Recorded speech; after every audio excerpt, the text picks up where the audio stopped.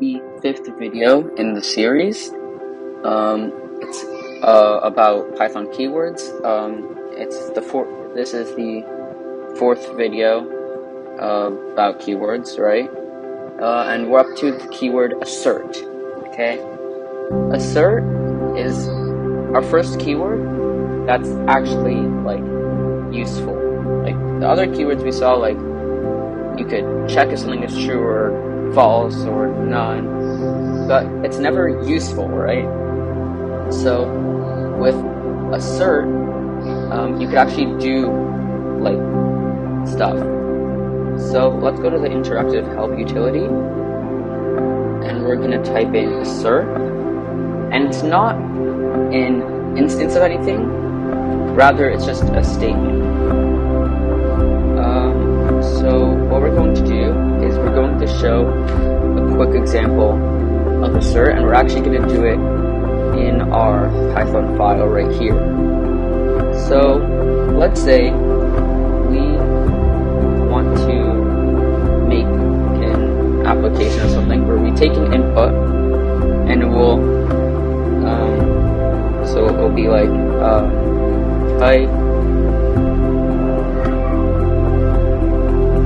numbers that you want to add or whatever together, right? But we want it to only be that it will end up being numbers. So we could just, well, not yet, but with assert we can check, we can make sure that it will evaluate to an integer. So I'm not saying this is a way you should do it, there are better ways to do this, but for the keywords that we covered so far, this is probably the best way to do it. So what we would do is we would let's call this variable x eval is eval x, right? And we want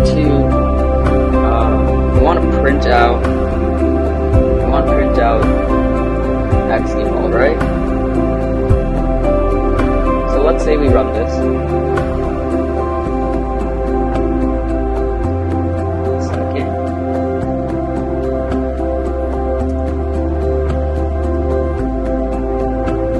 So we would type, let's say 1 plus 2 gets 3, or we could do 1 times 2, but there's a problem because you don't only have to do numbers. Let's say we want to say something like, I don't know, print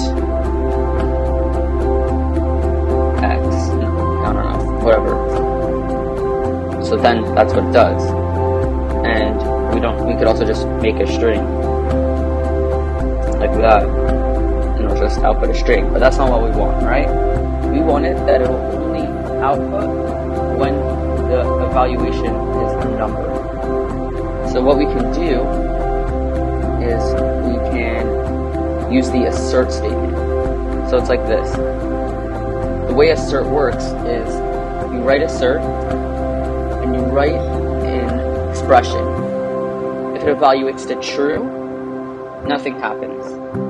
If it evaluates to false, it raises an error.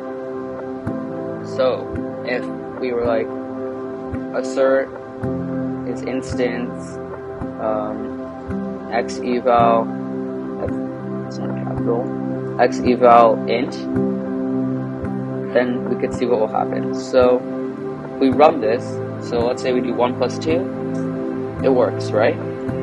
But what if we do the same thing and we type in some string of whatever? It gives us an error, see? It gives us specifically an assertion error. And that's very useful because, I mean, this isn't like, I don't think you're ever going to make a program with this, but this is a very useful keyword for this kind of thing. But there's one problem, because it's not telling us what the problem is. So if a user thinks that for some reason you're able to type in anything, and they're like, wait, why isn't it working?